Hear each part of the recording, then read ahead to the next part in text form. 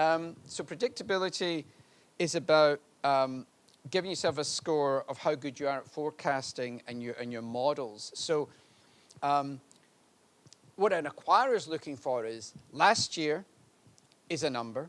This year's full year forecast of your year ends December is significantly ahead of that.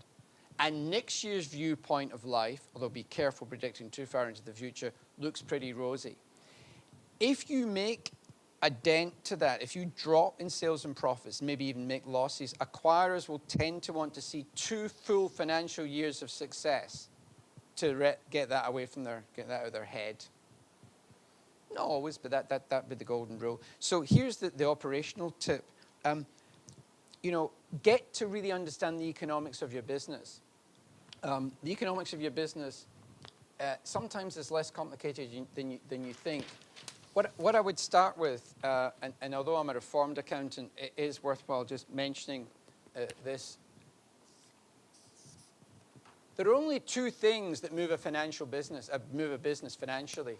I don't care whether it's balance sheets, profit and loss, or cash flows. Any financial variance, when you look at A versus B, last year, this year versus budget, this year versus forecast, there's only 2 reasons why that variance exists. Any wild guesses what that might be? What would be a reason?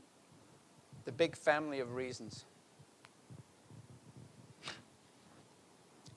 Sales, obviously cost, but what's the fundamental algebra behind that variance? So we're down 50 grand here, and you're the CFO. Tell me why. I can read it's 50 grand. Don't tell me it's 50 grand because that's what the controller does. You're the CFO. You tell me why it's 50 grand. Okay? Volume and yield.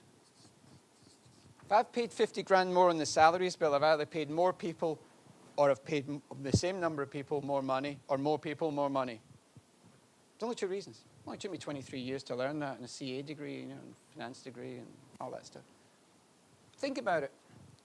I dare you to disagree with that. Go on. I don't think so. I'm telling you, that's what it starts with. You start really understanding the economics of your business. You start driving your business much, much faster.